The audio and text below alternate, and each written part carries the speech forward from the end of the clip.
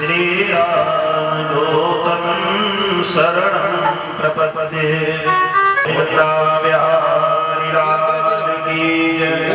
ये जितने बच्चे लोग हैं मेरी बात सुनो, ये बच्चा लोग अपने कुर्सी बैठे बैठे नीचे बैठ जाओ।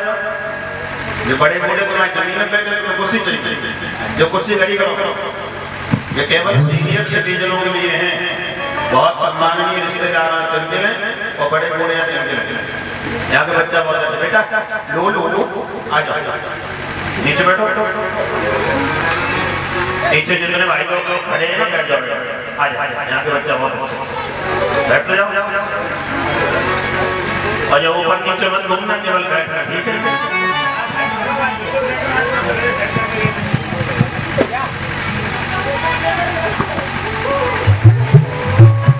बोले वृंदावन बिहारी लाल की।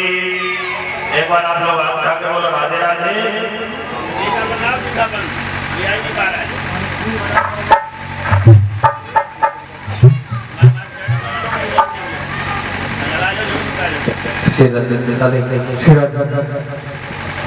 अभी अभी आप लोग जगवीर शास्त्री के माध्यम से महाभारत की कथा को आपने सुना। हमारे जैसे जी और जगपति जी महाराज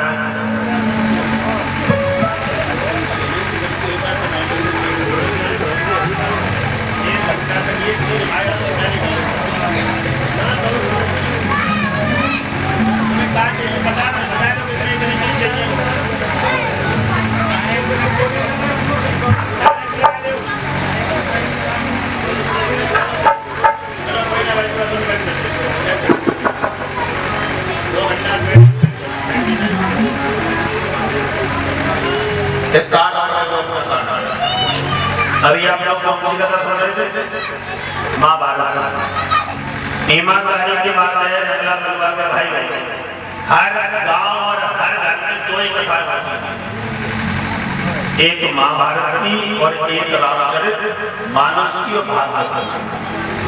मैं ये चाहता हूँ कि ये गांव बहुत जाना माना है, बहुत शिक्षित लोग हैं, बहुत नौकरी वाले लोग हैं, तो मैं चाहता हूँ कि नगला परिवार में कथा हो तो रामचरित मानस की हो, कथा हो तो भागवत की हो, महाभारत कम।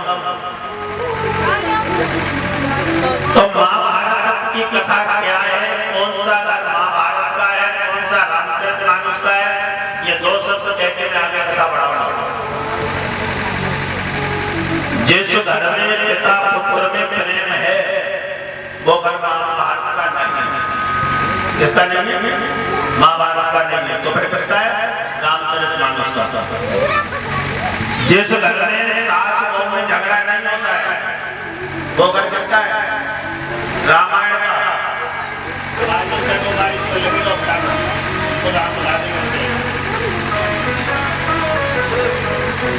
जहाँ भाई भाई में बंटवारे पर लड़ाइयां नहीं होती, मुकदमा नहीं चलते, वो घर किसका है?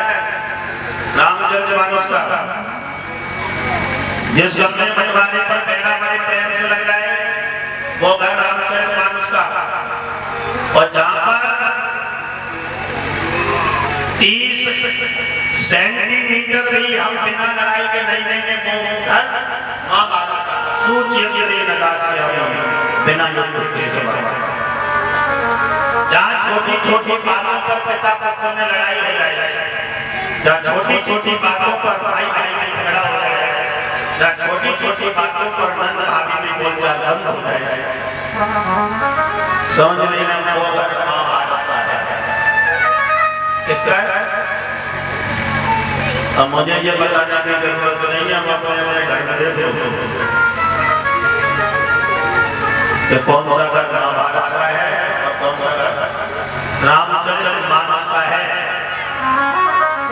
मैं इतना जरूर जानता हूँ कि जिस गांव में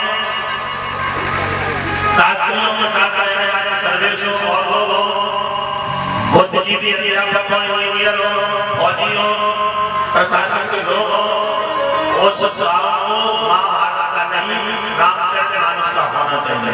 अगर मेरी बात आपको अच्छी लगे तो बात पहले जाऊंगा, सही है? अगर नहीं है तो मुझे आज से अपने गांव और घर को उसका वर्णन महाभारत क्यों हुआ?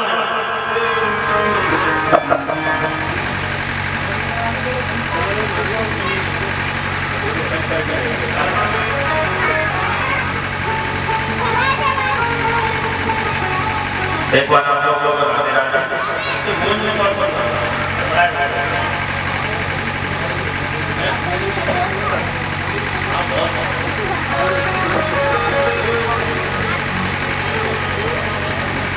रामचरितमानस का घर बनाने के लिए आपस में प्रेम का होना जरूरी है। और महाभारत क्यों हुआ?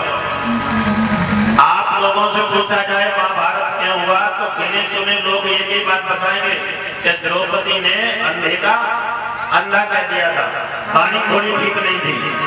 और लोग कहते भी ऐसे बानी बोलिए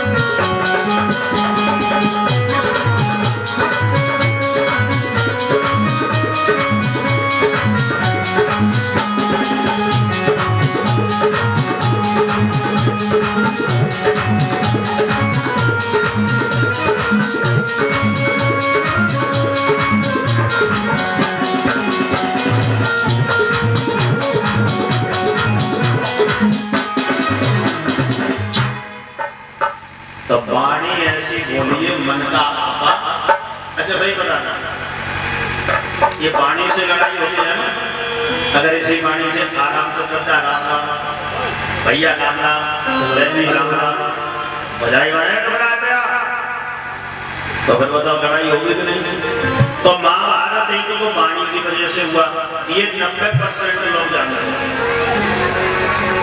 लेकिन 10% एक नई बात और है वो हम बता रहे हैं। गांधारी अपने समय की बहुत सुंदर स्त्री थी। आज के समय में विश्व सुंदरी कह दो तो कोई गलत नहीं होगा। और गांधारी के पिताजी का नाम है सुबल। क्या नाम है ये याद रखना, मैं कभी कभी पूछता हूँ, बीच में इनाम भी देता हूँ। बच्चे लोग इधर ध्यान दो, इनाम दूंगा। गांधारी के पिताजी का नाम है सुबल। क्या नाम है? कितने लोगों को याद हो गया आप लोग?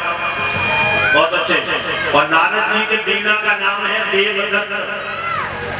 क्या नाम है? कितने लोगों को याद है? आप लोग मैं शाम को पूछूंगा, तो सबसे पहले बताएगा 20 रुपए नाम, ठीक है ना? एक बार जोरदार ताली बजाओ। लोग कहते हैं कथा समझ में नहीं आती, अरे समझाने का प्रयास करो। प्राइमरी में पढ़ाने के लिए थोड़ी मेहनत करनी पड़ती है। प्रोफेसरों को पढ़ाने के लिए तो लेक्चर है, हम तो प्राइमरी में भी पढ़ाए और पीएचडी के बाद प्रोफेसरों को भी पढ़ाया है। एक बात बोलो राधे राधे। और ये नहीं सबको याद करना है। बताओ नारद के बीना का नाम क्या है? देवदत्त। और गांधारी के पिता का नाम क्या है? सुबल। क्या नाम है? तो याद करना है। बोल वृंदावन बिहारी लाल की। बस धरतराष्ट्र ने एक पत्र लिख दिया। क्या लिख दिया? ये बच्चों ध्यान से सुनना, पत्र को अंग्रेजी में क्या कहते हैं? बहुत अच्छे, इस बच्चे के लिए जोरदार ताली बजाओ। इधर उधर मुंह बंद देखो, सुनो करो। अगर तुम कबड्डी खेलते रहोगे तो कथा समझ में नहीं आएगी। हमारी कथा तो बच्चों के समझ में आती है। एक पत्र लिख लिया है सुबल, तुम्हारी लड़की बहुत सुंदर है और मैं नेत्रहीन हूँ, तुम्हें अपनी लड़की की शादी मेरे साथ करनी पड़ेगी। ये बच्चे इन्हें संभालो। हाँ बैठा एक लोग नहीं गिरे जब तो बच्चा थोड़े हो अभी होते ही है, कोई नई बात ना है। अच्छा एक बार बोलो राधे राधे, थोड़ा और ऊंचे बोलो राधे राधे। क्या कह रहे थे बताओ? गांधारी इतनी सुंदर थी कि धृतराष्ट्र ने लेटर लिखवा दिया, सुबल तुम्हारी लड़की बहुत ही स्मार्ट, लड़कियों को अंग्रेजी में स्मार्ट बोलते हैं, लड़कों को अंग्रेजी में हैंडसम बोलते हैं। क्या बोलते हैं? हैंडसम। तुम्हारी लड़की बहुत स्मार्ट है और मैं नेत्रहीन हूँ। और सुन, तेरी लड़की हमें पसंद आ गई है कानों से सुन के, और शादी तो मैं करूंगा। अब चाहे राजी से कर और चाहे कुराजी से कर। वो पत्र पहुंचा गांधार के, गांधार देश में गांधार नरेश के पास से वो पत्र पहुंचा। उन्होंने पढ़ा ये तो जबरदस्ती शादी करेंगे। उन्होंने शकुनी को दे दिया, ये तेरी बहन से जबरदस्ती शादी करेंगे। शकुनी ने जाकर के अपनी बहन गांधारी से कहा, बहन जी महाभारत की लड़ाई भले ही हो जाए, युद्ध हो जाए, हजारों लोग मर जाएं, लेकिन हम अपनी सुंदर बहन की शादी अंधे के साथ। और देखो दो प्रकार के लोग होते हैं, एक होता है अंधा और एक होता है नेत्रहीन। हर व्यक्ति को अंधा नहीं कह सकते हम। अंधा वो है जिसके ऊपर की भी फूट गई और सोच समझ के अंदर की भी फूट गई, उसे बोलते हैं अंधा। गीता अध्याय 15 श्लोक नंबर 10 में लिखा है, विमूढ़ा नाम पश्यन्ति पश्यन्ति ज्ञान चक्षुषा। और बहुत बड़ी वेदांत न समझ में आए तो बलुआ नगरी भाषा में सुनो, बड़े पूरे कह देते करते ये तो ये धर्मराज के ऊपर भी भगवान ने बोल दी और भीतर भी जाने खुद बोल रही, और इसने लेटर लिख दिया कि शादी तो तुझे करनी पड़ेगी। बस शकुनी बोला तो चाहे कुछ हो जाए शादी नहीं करेंगे। लेकिन धन्य है मेरी बहन भारत देश की, पहले जो गांधार भारत में आता था, बाद में लोग हुआ है। उसने कहा ये बताओ शादी में होता क्या है? हमारी माता बहनें बैठी, भले कम बैठी है, जब लघुआ की शादी होते हैं धीयते मतिस्ता धीने से समागमात, और तो ना समझे तो बलुए नगर की भाषा में समझो, जैसो करियो संग और वैसो ही चढ़िए रंग। तो ना समझे तो चलो फिरोजाबाद। कांच के गिलास कितने लोगों ने देखे? हाथ उठाओ, उठाओ करो पूरे हाथ, बहुत अच्छी। कांच के गिलास में कितने लोगों ने पी? हाथ उठाओ। अरे ऐसे क्यों रहे हो? चाय नहीं पी, शिकंजी नहीं पी, शरबत नहीं पियो? जरूरी है कि कई चीज पी जाएगी कांच के गिलास में? बोल वृंदावन में हरि लाल की। तो कांच के गिलास में कितने लोगों ने पी? हाथ उठाओ। चाय, अच्छा आप सुनो, इसे छोड़ो। कांच के गिलास 4 पानी के भर के रखो, एक में लाल रंग डाल दो, पानी कैसा होगा? दूसरे में भैया हरा डाल दो, पानी कैसा होगा? पीछे वाले तीसरे में काला डालो, पानी कैसा होगा? आगे वाले एक में पीला डालो तो पानी कैसा होगा? पानी था कैसा? सफेद। एक बेटा बोला वाइट, राइट। वाटर तो वाइट है, ग्रीन है, रेड है, येलो है, ब्लैक है। जैसा जैसा पानी में पड़ता है कलर, वैसा ही वैसा पानी दिखाई देता है। हम लोग पैदा होके आए थे तो हम शास्त्री नहीं थे, फौजी भाई फौजी नहीं थे, चिलम पीने वाला चिलम पीने वाला नहीं था, दारू पीने वाला दारू पीने वाला नहीं था। जिसने जैसा किया संग और वैसा ही उसमें चढ़ गया रंग। इसलिए दिन में तुम चाहे कहूँ रहो संज्ञा करते बैठे हो और भगवान के सामने तुम कहो गलत ना कर सको। और एक बात और सुनो, यूट्यूब, फेसबुक, इंस्टाग्राम, गूगल, एक चीज अच्छी सर्च करना 10 गंदी आएंगी। और हो सकता है कि तुम अच्छी न देखो, गलत देखो, और अपने दादा को, अम्मा को, चाची को, भैया को इनसे एक अच्छी चीज पूछना और ये बदले में 10 अच्छी और न बताएं तो हमसे कहना। तो बताओ गूगल अच्छो है, घर को दादा अच्छो है? गूगल अच्छी है कि भाई जीजी अच्छी है? मैं ये नहीं कहता हूँ तुम मन देखो, तुम सब देखो, लेकिन 15 मिनट जो लोग बड़े बूढ़ों के पास बैठेंगे वो जिंदगी में कभी गलत नहीं कर सकते। बोले वृंदावन में हरि लाल की। यह अश्वत्थामा किसके पास बैठा? गुरु द्रोणाचार्य के पास नहीं बैठा, ये कृपाचार्य के पास नहीं बैठा, ये दुशासन के पास में बैठा, ये दुर्योधन के पास में बैठा। और इसलिए इसने सोते हुए बालकों को मार दिया और बच्चों ने कन्हैया की नहीं मानी। कन्हैया पांचों पांडवों से बोले मेरे साथ चलो, और बच्चों से भी चलो चलो नहाया ब्रह्म सरोवर। ये बोले ये तो पहली रात है, हम तो यहीं रहेंगे, विजयश्री मनाएंगे। तो बड़े बूढ़े की बात ना मानी, पहली रात में कट गए। एक बात और सुन लो, कथा तो हम कहेंगे, हम समाज की बातें ज्यादा कहते हैं। ऐसे कि मोटरसाइकिल पे मत बैठ के जाओ सुबह बाद 10 रुपया बचाने के चक्कर में जो पौवा बेचत हो या तमंचा बेचत हो, तुम 10 के चक्कर में चले आगे पकड़ लो पुलिस ने। भगवान कसम 20,000 से नीचे ना चढ़ियो, निरापराधी हो तो क्यों? तो संग ऐसे का किया है, इसलिए संग दोष वर्जिता। बोल वृंदावन बिहारी लाल की। बस सामने से इनके सिर कटे हुए पड़े हैं। द्रौपदी को पता लगा सुबह हुआ, डेरों में धोन बह रहा था, हरी अबला करी रो रही थी। डेरों में धोन बह रहा था, हरी अबला करी रो रही थी।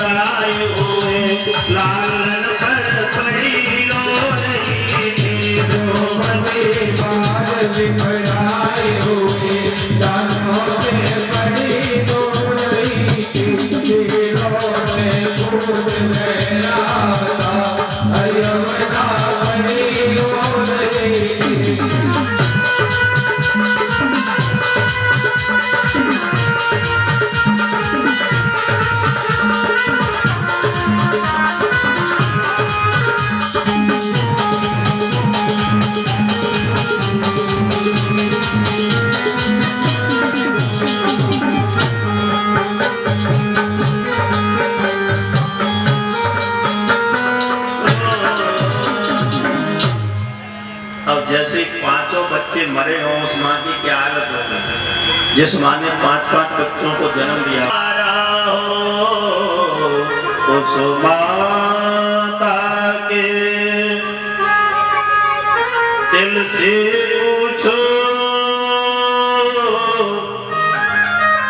जिस माँ का राज दुलारा हो। माँ की हालत खराब। भगवान कन्हैया और अर्जुन के साथ में आ गए। अर्जुन ने देखा मेरे तो 5 के 5 बालक खत्म हो चुके हैं, और द्रौपदी भी मुझे लगता है कि अपना होश गंवा देगी, ये कहीं मानसिक संतुलन न खो बैठे, इसलिए अर्जुन ने उसी समय समझाया। देखो भैया, जब किसी की यहाँ घटना घटती है ना, तो हम लोग उसे धीरज बनाते हैं। भैया कोई बात नहीं भैया, अब जिन जो बचे हैं उन पे धैर्य धारण करो, धीरज धरो। जो कहने की बातें हैं, जिसका जवान भाई गया हो उस बहन से पूछो वो धीर धर पाएगी। जिसका पति गया हो युवावस्था में उस बहन से पूछो धीर धरो, वो धर पाएगी। जिस बाप का इकलौता बेटा चला गया हो और उससे कोई ये कहे कि धीर धरो। द्रौपदी माँ के आंखों में अश्रुधारा, क्योंकि इससे बड़ा कभी कोई कष्ट नहीं आता है कि अभी बालक छोटे छोटे हों और पूरा का पूरा वंश एक साथ नष्ट हो जाए। हम आप लोगों से भी प्रार्थना करना चाहते हैं। आपने देखा होगा, अब ये घटना घटी थी कासगंज के पास। एक बच्चे का मुंडन करने के लिए जा रहे थे, और ट्रैक्टर की ट्राली ऐसी पलटी कि 26 लोग मर गए। हम ये नहीं कहते हैं एक्सीडेंट किसी का भी हो सकता है, लेकिन जहां तक हो झंडा चढ़ाने जाओ या कावड़ लेने जाओ तो उस समय तो कम से कम कोका बोतल मत पियो। बोल वृंदावन बिहारी लाल की। अरे आप तो अपनी जिंदगी खत्म कर रहे हो, एक आदमी की तो जिंदगी शुरू होने जा रही है।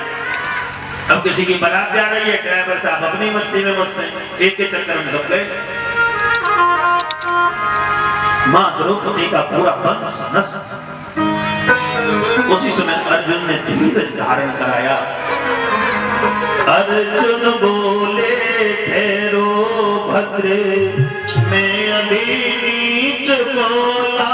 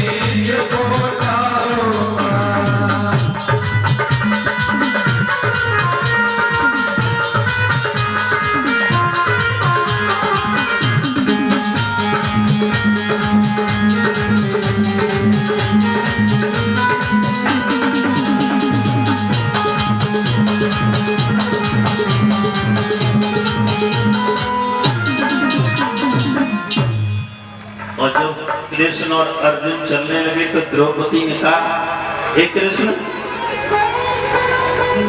और कुछ कमी रह गई हो तो हमारे पति तो मर गए, पुत्रों को और मरवा दो, तुम्हें शांति मिल जाए।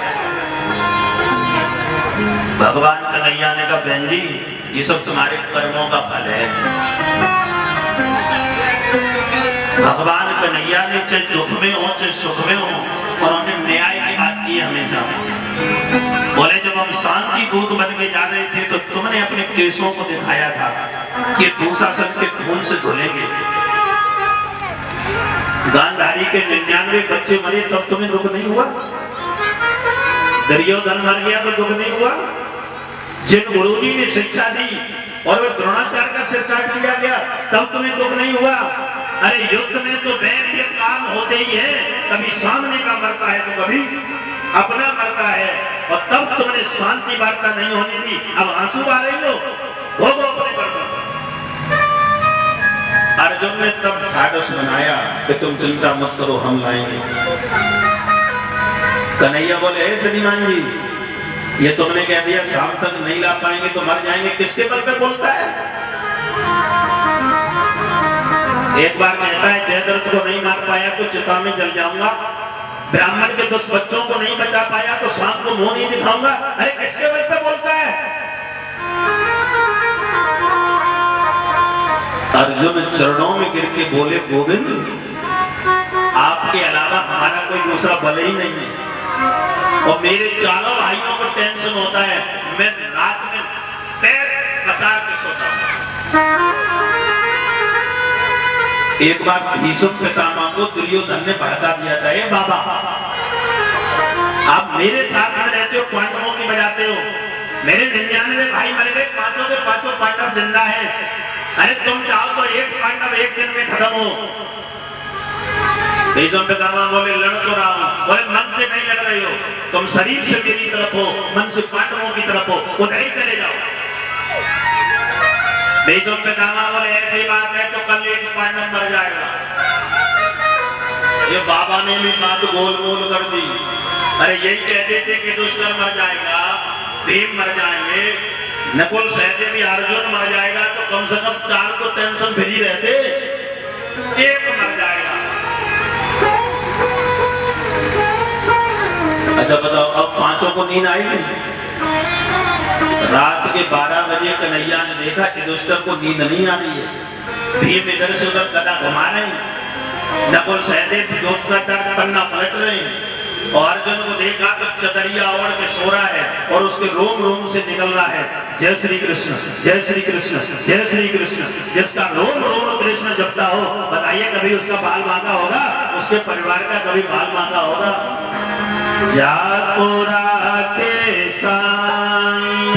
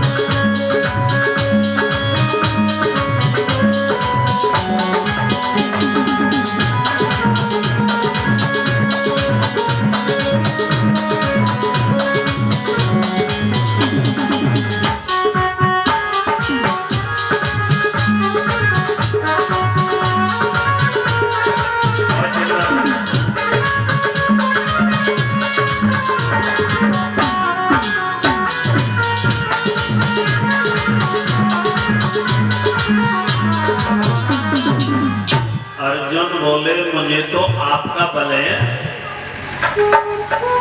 अश्वत्थामा आगे आगे जा रहा था, पीछे पीछे ये जा रहे थे। अश्वत्थामा ने जब 5 बालकों के सिर काट के दुर्योधन को दिए, दुर्योधन अटैक हुआ और मर गया। इसे श्राप लगा था, जिस दिन तू जितना खुश होगा उतना ही दुखी होगा, उसी दिन मर जाएगा। 99 भाइयों की मृत्यु पे नहीं मरा, और आज मर गया। और मरते मरते कह गया कि अब हम तो गए सुबह, अब पंडित जी बचने वाले तो होना है। बोल वृंदावन में हरि लाल की। तो अश्वत्थामा भाग रहे थे, उन्हीं को पकड़ लिया जाके कन्हैया ने, और जैसे ही पास में पहुंचे तो उसने ब्रह्मास्त्र छोड़ दिया। हमारे फौजी भाई बैठे हैं, आपने दुकानों पे लिखा देखा होगा अस्त्र शस्त्र विक्रेता। औकात नहीं है कि तुम अस्त्रों को बेच सको, लेकिन अस्त्र के 2 अर्थ होते हैं। एक अस्त्र माने कपड़ा, और एक अस्त्र माने मंत्रों से चलने वाले हथियार। जैसे लाठी चलाओगे हाथ से शस्त्र, राइफल चलाओगे हाथ से शस्त्र। शस्त्र का मतलब सहित, सशस्त्र, शरीर के सहित जो चलाया जाए, लेकर के चलाया जाए, उसे बोलते हैं शस्त्र। फरसा, लाठी, तलवार, राइफल, बंदूक, इनको क्या बोलते हैं? शस्त्र। और ब्रह्मास्त्र मंत्र से चलाया वो अस्त्र। वरुणास्त्र, आग्नेयास्त्र, आज की भाषा में तो उसे मिसाइल बोल सकते थे। रखिए वहां कंप्यूटर से यहाँ। बोल वृंदावन बिहारी लाल की। और एक होता है अस्त्र माने कपड़ा। हाँ, इतना जरूर है कि हम हथियारों बेचते और हथियार में कपड़ों बेचते कपड़ा भाई। बोल वृंदावन बिहारी लाल की। इसलिए अस्त्र शस्त्र विक्रेता कह सकते हो, बाकी अस्त्र तुम्हारे पास है ही नहीं स्टॉक में, तुम लाओगे कहां से? बोल वृंदावन बिहारी लाल की। और जैसे इन्होंने ब्रह्मास्त्र छोड़ा, अर्जुन जलने लगे। अर्जुन बोले कन्हैया क्या करें? बोले तुम भी छोड़ दो। अच्छा बहन जी सुनना, गांव में आग लग गई हो और कोई पूछे कैसे बुझाएं? बोले पेट्रोल डाल दो। अच्छा बुझेगी कि गांव जलाएगी? कन्हैया ने कहा तुम भी छोड़ दो। बोले क्यों? बोले पॉइजन, मेडिसिन टू पॉइजन। बोले नहीं समझे। बोले विषस्य विषम औषधि। बोले वह नहीं समझे तो बलुए नगर की भाषा में समझो, जहर की दवा जहर। नहीं समझे? फिर समझाएंगे आई क्या के लिए। अच्छा नारे में कितने लोग ना याद खाओ? नारे बम्बन आए हो? बहुत अच्छे। और नहर के किनारे गए होंगे तो कबहू कबहू पैर में कांटो लगो है। कितने लोगों ने काटने लगे याद भेजो। ऐसा कोई ना जाके काटो ना लगो। तो कांटे जो तरीका है, कौन सो तुम्हारे घुसो सो तुम जानो। बोल वृंदावन बिहारी लाल की। तो कांटा अगर पैर में लग जाए, सुई सेफ्टी पिन न हो, तो क्या करते हो? दूसरा कांटा लेते हो और कांटे से कांटे को निकाल देते हो। ऐसे ही जब सर्प काटता है तो डॉक्टर जहर का इंजेक्शन लगाता है, तो विषस्य विषम औषधि, जहर की दवा जहर। तुम ब्रह्मास्त्र छोड़ दो। बस उन्होंने ब्रह्मास्त्र छोड़ दिया और दोनों को बाद में लौटा लिया और अश्वत्थामा को पकड़ के रथ के पीछे बांध लिया। हमारे देखो दत्ता परीक्षित जी बैठे, लाल सिंह है? अच्छा लाल सिंह दत्ता के नाम जोरदार ताली बजाओ। हमने जितने लाल सिंह नाम के दत्ता के नाम सुने हैं, ये शरीर से मजबूत बने होंगे और पौरे जरूर रहे होंगे। आप रुपया तो नहीं बांटे तो ब्याज टैक्स में तो बहुत अच्छे, जोरदार ताली बजाने के लिए। बोल वृंदावन में लाल सिंह नाम के दत्ता तगड़े होंगे, और इनके बाली बच्चा जरूर या तो नौकरी में लगे होंगे या बिजनेसमैन होंगे। हमने जितने लाल सिंह अब तक सुने। अब हम कथा करके आए, हमें बड़ा हार गांव है गुरूर के पास। हमें हर कथा में एक अंगूठी मिल जाते हैं। ऐसी अंगूठी गाँव में नहीं थी, मैं पीछे की अंगूठी में आई। लाल सिंह दत्ता ने इतनी तकड़ी दी कि अंगूठों में देखो घुस जाते। बोल वृंदावन बिहारी लाल की। हम जना कह रहे मेरे लिए बनवा लेंगे। बोल वृंदावन बिहारी लाल की। भाई दोनों हाथ खाएंगे, लाल सिंह दत्ता के लिए जोरदार ताली बजाओ। अच्छा जब आपकी शादी भई थी तो बारात क्या दिन रुकी थी? 3 दिन। रसोई हमारे पप्पा बताते, पुराने जमाने में बारातें जाती थी तो 3 दिन रुकती थी। वो पिटिया बाई के ऊपर ना जाती थी, सतुआ मिठाई पे जाते संगन बद्द गाड़े में। और उधर से दहेज में अगर भैंस और गैया मिल जाए तो बर्रप्पा के पीछे ही मान ले आते लाते थे ना। तो हम समझाना चाह रहे हैं जैसे ये हम कथा पे बैठे और यहाँ पर आपने माला भी डाली, फौजी भाई के बच्चे ने 500 रुपए भी दिए, जोरदार ताली बजाएंगे। हम ऐसे ही कथा सुनाएंगे, सही चलेंगे तो और माला पड़ेंगी। और रात में कहो तो इंजन खोलन लगे तो तुम बताओ जूता पड़ेंगे तो माला।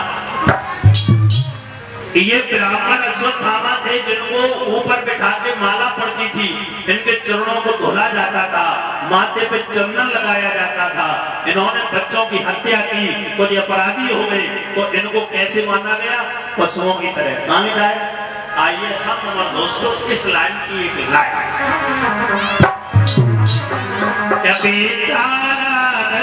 से बना हुआ और नीचे सिर किए जा रहा है।